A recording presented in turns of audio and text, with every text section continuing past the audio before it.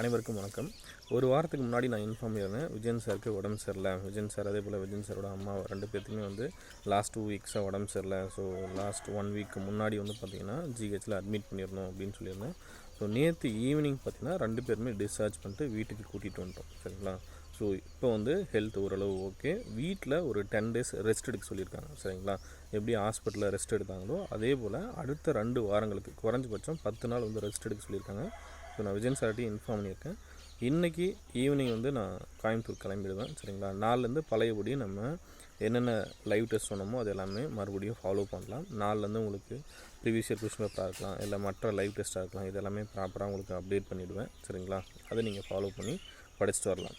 அதே போல் எக்ஸாம் பற்றி நிறைய பேர்த்துக்கு வந்து இப்போ எக்ஸாம் வருமா இல்லை வராதா அப்படின்ற மாதிரியான சந்தேகங்கள்லாம் கேட்டிருந்தீங்க, இன்ஃபார்ம் பண்ணியிருந்தாங்க டீம்லேருந்து. ஸோ அது எல்லாமே தனித்தனி வீடியோக்கெலாம் உங்களுக்கு நான் அப்டேட் பண்ணுறேன்.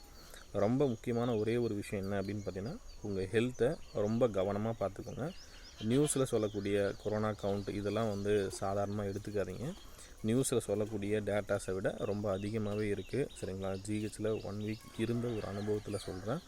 ஸோ நம்ம எதிர்பார்க்குறத விட ரொம்ப மோசமான நிலைமையில் நம்ம இருக்கோம். நம்ம வந்து என்ன சொல்கிறது, இது சாதாரணமாக எடுத்துக்க வேண்டாம். தருமபுரி ஜிஹெச்சில் நிறைய வந்து பார்த்திங்கன்னா என்ன சொல்கிறது, ஹெல்த் வந்து ரொம்ப கவனமாக நம்ம பார்த்துக்க வேண்டிய நிலையில் தான் நம்ம இருக்கோம். சரிங்களா? ஸோ நிறைய கொரோனா பாசிட்டிவ் கேசஸ் இருக்குது. அதே போல் ஹெல்த் இஷ்யூ வந்து ரொம்ப வயசானவங்க, ஒரு 40 வயசுக்கு மேலே இருக்காங்க அப்படின்னா அவங்களுக்கு நம்ம ரொம்ப கவனமாக பார்த்துக்கணும். சரிங்களா? வீட்டில் அப்பா அம்மா இருக்காங்க அப்படின்னா ரொம்ப கவனமாக பார்த்துக்கோங்க. ஈவன் நான் வந்து ஒரு 18 வயசில் இருக்கேன், நான் வந்து சாதாரணமாக இருந்துக்கலாம் அப்படின்லாம் நினைக்காதீங்க.